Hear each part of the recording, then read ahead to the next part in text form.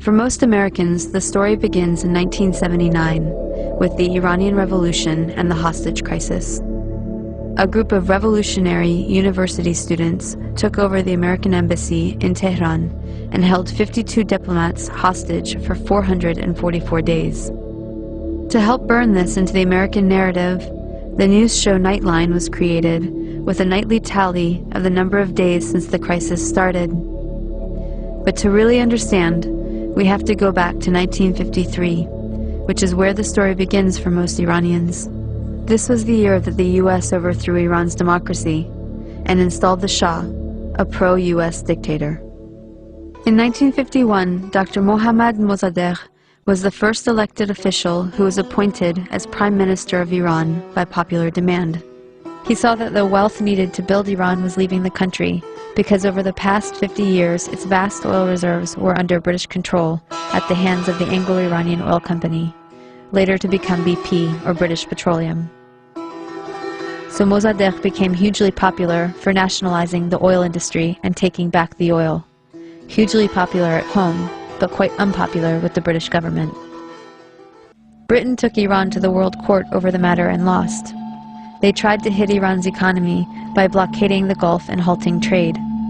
They tried to convince the US to assist with regime change, but then President Truman was not interested. However, when US President Eisenhower took office in 1953, Britain was able to persuade him under the Cold War pretext that Mossadegh relied on Iran's Communist Party for power. The newly formed CIA was sent to engineer a coup, codenamed Operation Ajax. Iran's monarch, the Shah, returned to power. He had previously been weakened by the new parliament, a short democratic experiment designed to limit his powers. After 1953, he returned fully backed by UK and US power, and the oil was soon flowing under control of Britain, America, the Netherlands, and France. The Shah became increasingly arrogant, opulent, and autocratic over his 25-year rule. He instilled fear in the population with a secret police known as Savak, created by the American CIA and Israeli Mossad, that tortured and imprisoned those who dared to dissent. He crushed all political opposition. Troops were sent to massacre demonstrators. He pushed a white revolution to modernize and westernize the country, giving women the right to vote and other reforms. But ultimately, he served the elites and created a huge economic gap for the poor masses. Powerful religious leaders saw that he was forcibly trying to rid Iran of Islam in a country that was 90% Muslim. One of the Shah's leading critics, Ayatollah Ruhollah Khomeini, was arrested and imprisoned for 18 months. After his release in 1964, Khomeini was sent into exile for 14 years.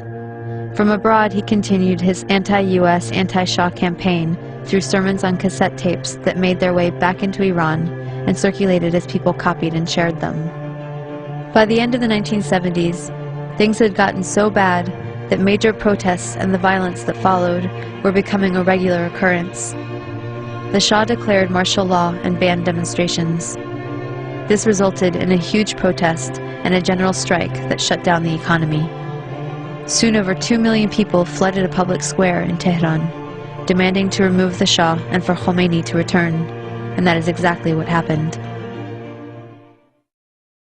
One important thing to note is that the CIA orchestrated the 1953 coup out of the very same American embassy in Tehran that was later the site of the hostage crisis, right after the Shah was overthrown by popular revolution in 1979.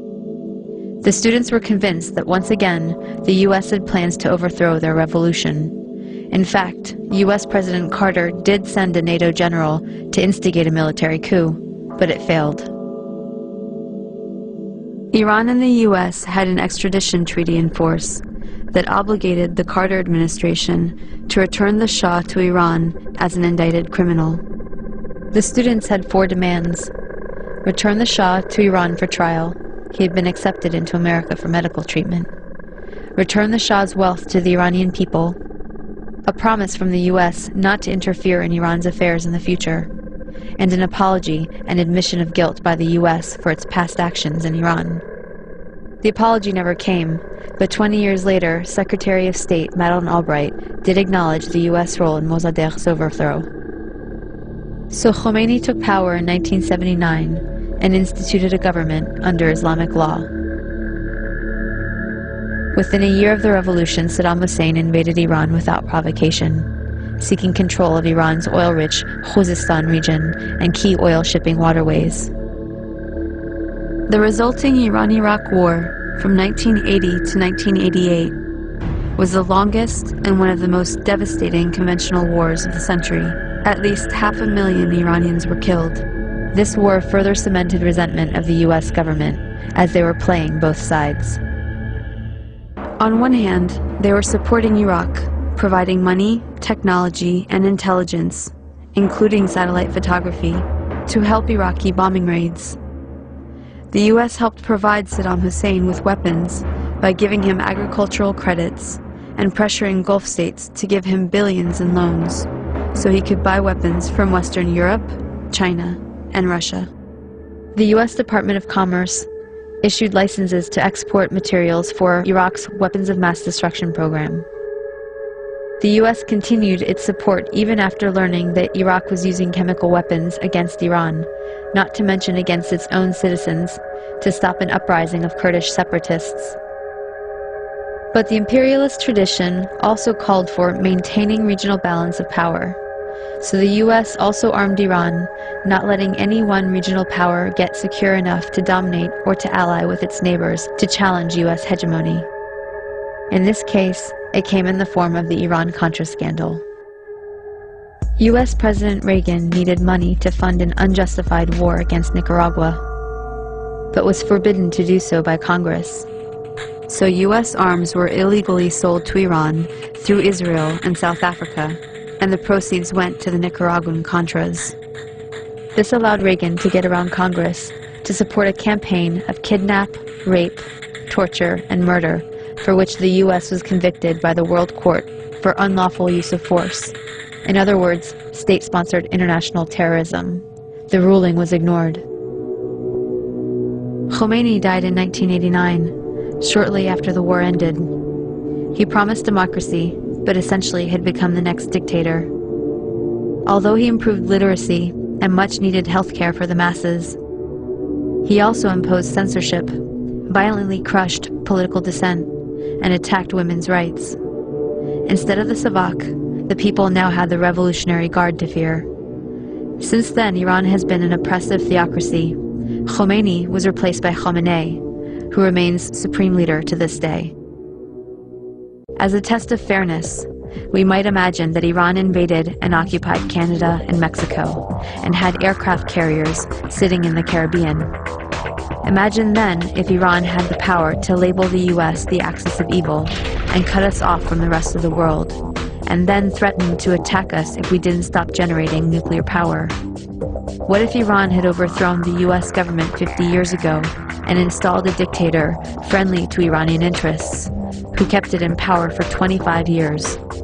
At that point, imagine that Christian fundamentalists, who currently represent about a third of the U.S., took power and began ruling under church law, followed by an unprovoked invasion by Canada, supported by Iran and ignored by the UN, in which it nearly destroyed the U.S. Would it be possible to imagine Iran as liberators? Would Iran be justified in attacking if the U.S. government helped Christian fundamentalists in Canada to take up resistance? Would it be justified to hate and fear all Christians because of the ones that took and abused power in this context? This is not about good guys and bad guys. Both the American and Iranian governments are working against the interests of the people. But the deadly game of chicken was begun by the U.S., and the U.S. has the power to end it.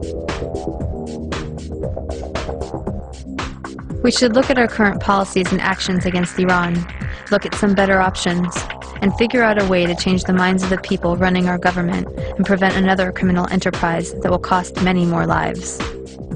It has been done in the past, and if people take action, it can be done again.